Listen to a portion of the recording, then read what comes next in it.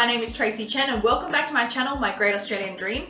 Today we're going to talk about the 491 visa in Tasmania. Now they've just released the eligibility requirements for state nomination for the 491 visa in Tasmania, and there's a few different streams, but today specifically we're going to talk about the Skilled Employment Pathway. So this is for this financial year, 2022 and 2023. To be completely honest with you, it's tough. It looks pretty tough. So anyway, let's get right into it and talk about the requirements. The process has also changed, so I will discuss that a little bit later as well. So just a very quick overview of what the 491 visa is. It is a visa that allows you to live and work in regional Australia for up to 5 years, so it's a temporary visa. And then you can qualify for the 191 visa essentially after 3 years. I'll do a separate video on that one, but the 191 visa is actually permanent residency.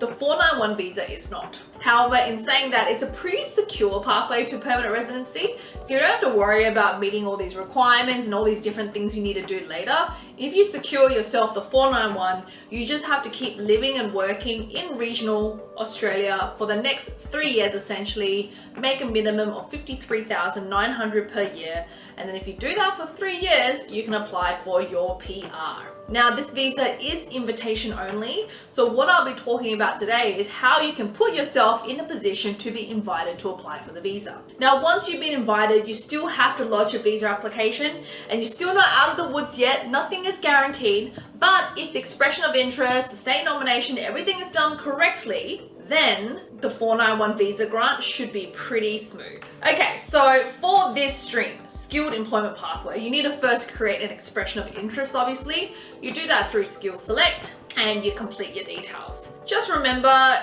as a bare minimum, you need to have an occupation on the occupation list. You need to have at least competent English, which is a minimum of 6 in each band for the English. But as we all know, to have a competitive application, you need higher points. And one of the easiest ways to do that is to get a higher score in your English test. And you need a skills assessment in your nominated occupation for the occupation on that occupation list.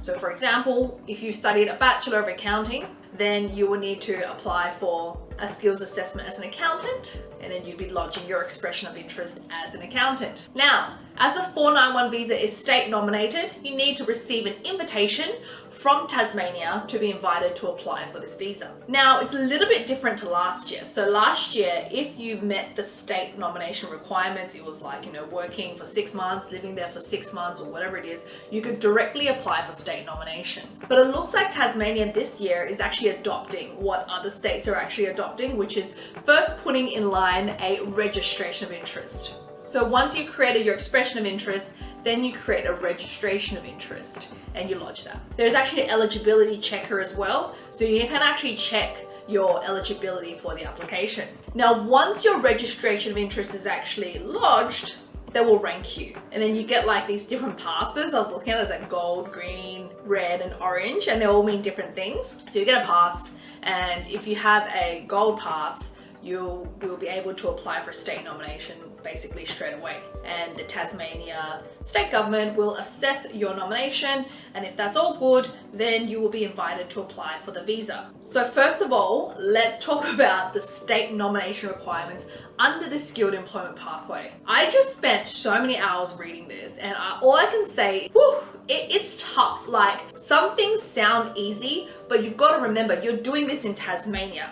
Tasmania has a smaller population, less job opportunities for some sectors. So those are things you have to remember when you are determining whether you want to apply for the state or whether you want to relocate to Tasmania to apply for this. Okay, so let's talk about the first. So there's essentially 2 mini streams under this stream of a Skilled Employment Pathway. So let's talk about the first one.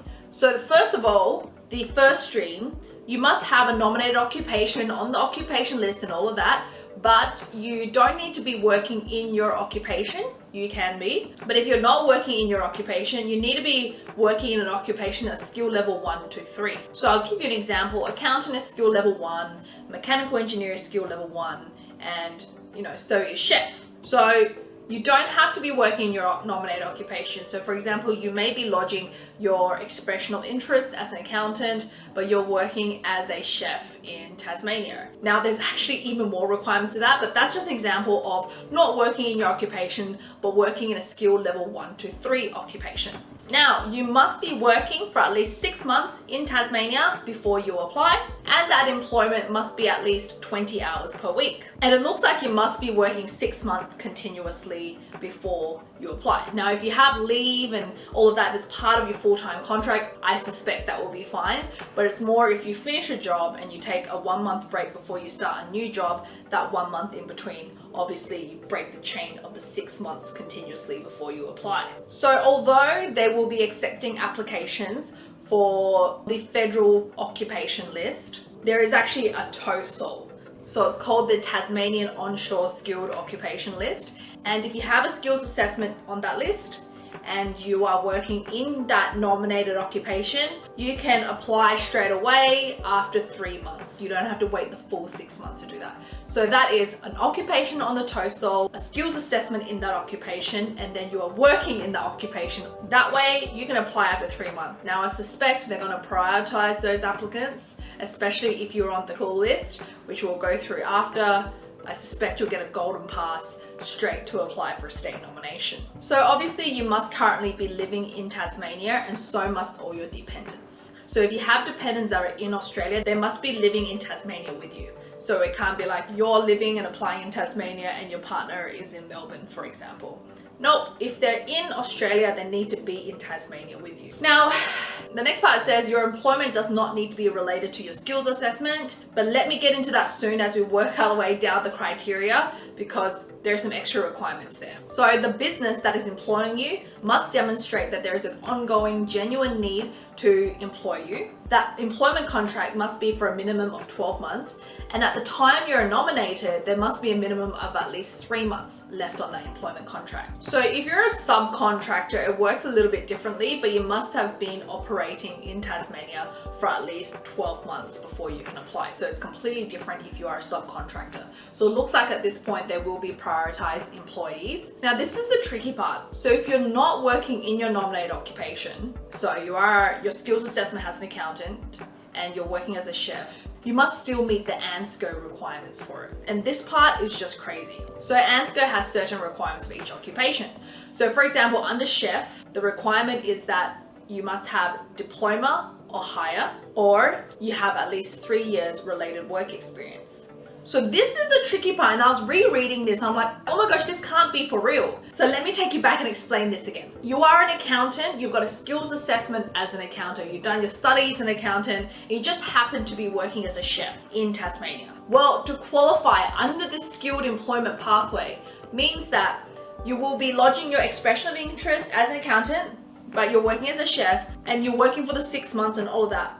But you must meet the ANSCO requirements. So on top, over and above that, you must have at least either 3 years full-time work experience or a diploma or higher, and that is actually what ANSCO says. This is crazy. Again, I think this is crazy. I think that's actually very, very difficult for a lot of people. Some people work as chefs. Do they really have 3 years full-time work experience? You know? And the other thing is they don't accept recognized prior learning. So there is some people who have the qualifications as a chef and it was done through recognized prior learning. Yeah, absolutely crazy. I guess the way around this would be to get a skills assessment in your occupation. I guess that would be the way around it. Again, I'm very surprised about this.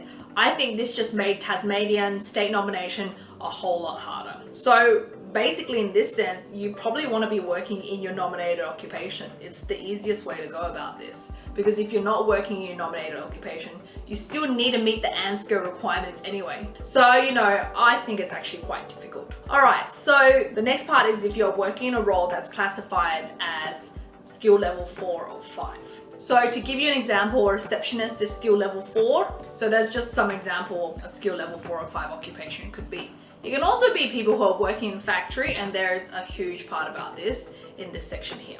So let's just quickly go through it. So it's the same as previously. You must be working in Tasmania for at least 6 months continuously before you apply. That 6 months work experience must be at least 20 hours per week, which is good because I think last year it was 35 hours per week, and that made it hard for a lot of people. You must be living in Tasmania, and so must all your dependents, just like previously, if they are in Australia. Now I suspect if they're overseas, obviously this does not apply, but it's to stop people from, trying to, I guess, double dip, apply essentially in Tasmania, maybe their spouse is applying in Melbourne. I don't know. At the end of the day, they want to see that you're committed to Tasmania and that you want to live here long term. Your employment must be ongoing beyond that 6 month date, and your employer must endorse your position, your role, and demonstrate that there is actually a labor shortage for your occupation. So I guess they can show proof of this in the form of a statement, or maybe job ads they put out, or or a letter from the recruitment agency. There's a number of ways that you can do this. So again, it's the same thing here. If you're working in that skill level 2 or 3, so this is the same thing again. You must have the qualifications that's consistent with ANSCO. So for example, if you're working in the factory or you're working as a receptionist, you need to look to ANSCO and see what the requirements actually are, because you need to have that qualification. Now, if you don't have the qualification, you may need to have at least 12 months work experience. So that's something for you to keep in mind as well. And I guess the last thing that they're looking at is that there must be opportunities for career advancement. And I really think that's the direction that they're heading for all of this state nomination. They want to see that there's longevity in your career in Tasmania, and they want to see good career prospects. So they will make a decision. They will look at your role, they'll look at the company you work for, and they'll look at, whatever evidence you provide, and they'll make a decision whether they think there's really longevity in this, or whether they just think this was just done for the purposes of getting a state nomination. And this is what the states are all moving to do anyway, so yeah. The thing is, what they don't want is someone to get nominated in Tasmania, get their visa, and then move. Although they make you sign the undertaking, the 2 years commitment, people can still relocate essentially. So I think that's what they're really looking to do here. The other thing for this is they're looking for people who have had more than 6 months experience. So for example, if you are working in a factory in a certain role in Tasmania, especially farm workers, they're not looking for someone who's just lived there for 6 months and they're applying straight away. Maybe someone who's lived there for 12 months, 18 months, they are way more likely to be invited. It says there clearly, if you're applying under this stream where you're working at skill level 4 or 5, you're unlikely to be invited after 6 months unless you have extra prior attributes. So let's have a look at what some of those priority attributes are. Okay, so let's talk about some of the priority attributes. Now they've color coded these, so I'm having a lot of fun with this. So let's talk about the different colors and the priority attributes. So the first one is gold, and that means that you're working in your nominated occupation in a critical role for the 3 months.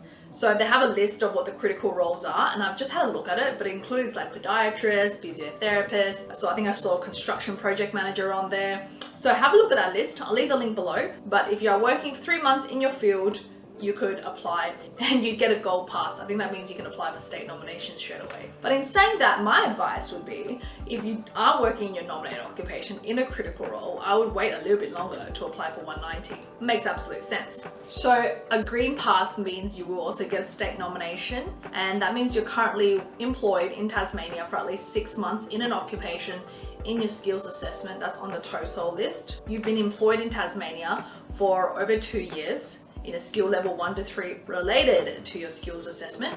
You have 2 years prior industry experience, and your pay or salary is above the average Australian salary for that role. I think these standards are like crazy high, by the way. Okay, so then there's orange. So let's talk about orange pass. So your current role, you must have a qualification that's related, and that qualification must have been a minimum of certificate 3 or more. So for example, cook is certificate 3, so that's where I think it would tick the boxes there. You have lived in Tasmania for over 2 years. Now look, there's a lot of people who have been there for a while and they applied previously and they weren't invited. So I think this is where this priority attribute will help their application. Or if you have proficient or superior English, there's a couple of attributes below that relate to your dependent. So for example, if your dependent is working in a job that's skill level 1 to 3 again, and if you have close family members and close family ties in Tasmania, that can also help your application. Now, I've spoken about a lot, right? I just think that there's a lot needed for this application. And I really think there's a lot involved in this application. And what I mean by that is, your evidence to support these requirements as well as the priority attributes. Letters and statements from employers, from, work colleagues, everything at this point. And I think that at this point it's better to provide more information than not. Overall, just looking at this program, I think the standards are very, very high. It means that competition is high in Tasmania because they wouldn't put these requirements in if it wasn't so competitive. That means there's a lot of applicants. The only good thing I think is that they are trying to ask for more seats. So they're looking for a more allocation of places so that they can invite more applicants. I think last year it was like 1,000 or 1,500, I can't remember. They just didn't have enough seats. So now there's actually still pending with the government 495 applications from the year before. So it's crazy to think that they will process them, but yeah, it's just super competitive in Tasmania. So there's a few other streams. There's graduate stream, then there's like established resident stream, which actually that one's quite good. So in my next few videos, I will talk about those ones as well. I'll also talk about the 190 visa and how to be nominated for that in Tasmania. Anyways, I hope that video was helpful for you guys. If there's any other topics you want me to talk about, please drop it in the comments below. If the video was helpful, please don't forget to like and subscribe and share this with people who need it. Obviously, if you want to get in contact with me or one of our lawyers that work at my firm called Chen Law Group, I'll drop a link below with our contact details. Thank you so much for watching, and I'll see you guys in the next video.